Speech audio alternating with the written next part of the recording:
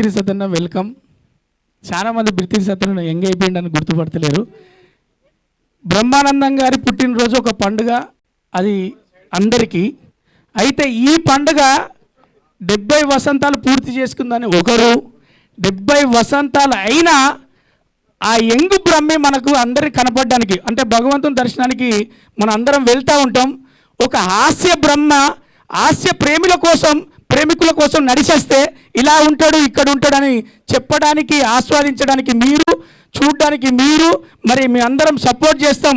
హాస్య బ్రహ్మ గారికి సన్మానం అంటే మేమున్నామని చెప్పి రఘురామకృష్ణ గారు పొద్దున్న ఉదయం వచ్చి సన్మానించి సాయంకాలం నేను మళ్ళీ వస్తానని చెప్పి మధ్యలో హోమం చేసుకొని మరి అటెండెన్స్ను ఒక ప్రేమ రూపకంగా ఎన్ని పనులున్నా ఈరోజు మొత్తం బ్రహ్మానందం గారితో ఆనందంగా గడుపుతానని విచ్చేసిన మరి రఘురామకృష్ణ గారికి ఒకసారి గట్టిగా చప్పట్లు కొట్టాలి.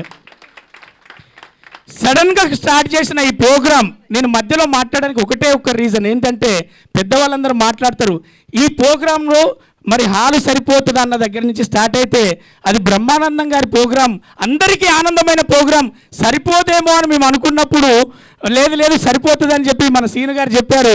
మరి ఇది అటు చూస్తే ఇంకా ఎంతమంది బయట ఉన్నారో, ఇంకెంతమంది రాలేక ఉన్నారో, రానున్న వాళ్ళందరూ కూడా పెద్దవాళ్ళే. వాళ్ళందరూ ఫోన్లో కన్వే చేసి నాకు పర్సనల్గా ఇలా అనుకోకుండా 2 రోజుల క్రితమే ఫిక్స్ అయిన ఈ 70 వసంతాల పుట్టినరోజును అందరికి అంకితం చేద్దాం అనుకుంటున్నామనే క్రమంలో అలీ గారు దుబాయ్లో ఉన్నారు, తనకెళ్ళబడిన దుబాయ్లో ఉన్నారు. పెద్ద వాళ్ళందరూ అరే సడన్గా చెప్పారా సడన్గా అని వాళ్ళు రాలేని పరిస్థితిలో ఉన్నారు. కాబట్టే ఇక్కడ ఇంకా సినీ తారలు మన సమక్షంలో లేరు. గురువు గారికి ఆశీస్సులు ఉన్నాయి, గురువు గారికి విషెస్ ఉన్నాయి. సమక్షంలో ఉన్న వాళ్ళందరూ కూడా పెద్దవాళ్ళేరా అని బ్రహ్మానందం గారు వస్తున్నప్పుడు చెప్పారు. వచ్చిన వాళ్ళందరూ నా వాళ్ళు, నన్ను ఆనందించిన వారు అన్నారు. ప్రపంచం మొత్తం సమస్యల మధ్యలో నవ్వు కావాలి, ఆ నవ్వుకు నువ్వు కావాలి బ్రహ్మమన్న.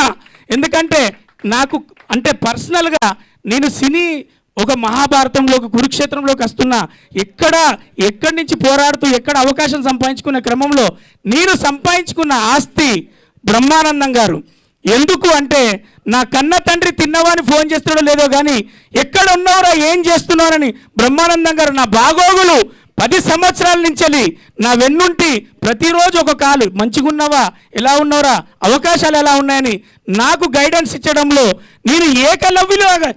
నేను ఏకలవ్యునిలాగా గురువు గారి దగ్గర పాదాల దగ్గరికి నేను వచ్చిన.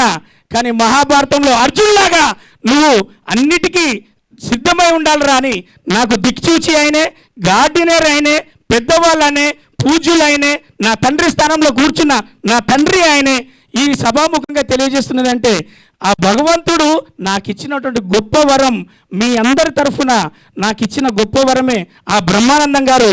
నేను పాదపూజ చేసుకుంటానా, నేను అతని దగ్గరలో ఉంటానా, నేను అందుబాటులో ఉంటానా, అదన్నీ పక్కన పెడితే ప్రపంచానికి తెలియజేసే వేదిక ఇంకొకటి ఉంటుంది. ఆ వేడుకలో నాకు బ్రహ్మానందం గారు ఏమి చెప్పారు, లోకానికి ఏం చెప్పాడు, ఎన్ని చెప్పాడన్నది నేను మనస్ఫూర్తిగా ఒక కార్యక్రమం చేసి చెప్తా. అంతటి రుణపడి ఉన్న ఈ బ్రహ్మానందం గారికి నేను జీవితాంతం, హాస్య బ్రహ్మ గారికి మరొకసారి పుట్టినరోజు శుభాకాంక్షలు తెలియజేస్తూ, వేదికను వచ్చిన ప్రతి ఒక్కరికి అక్కడ కూర్చుండొచ్చు కానీ మీ మనసంతా ఇక్కడే ఉండుంటుంది. వాళ్ళందరికీ స్వాగత సుమాంజలు మీరు తెలియజేయడానికి తన శిష్యుడిగా తన నా ఆరాధ్య దైవాన్ని ఇక్కడ చూస్తున్నందుకు అతని తరఫున ఒక భక్తుడిగా మీ అందరికీ వెల్కమ్ చెప్పడానికే నేను మధ్యలో మాట్లాడాను. ఒకరికి సీట్ ఉన్నది కూర్చున్నారు, లేకపోయినా నిల్చున్నారు. మొత్తానికి మా బ్రహ్మానందం అన్నేను ఆస్వాదిస్తున్న ప్రపంచ లోకానికి మరొకసారి థ్యాంక్ యూ సో మచ్. మీమ్స్లో మీరే, సినీ తారలో మీరే అన్న బ్రహ్మన్న. మీరు బ్రహ్మాండంగా నూరేళ్ళు మా అందరి మధ్యలో పుట్టినరోజులు జరుపుకోవాలి, మాకు అందుబాటులో ఉండాలి, మమ్మల్ని నవ్విస్తుండాలి.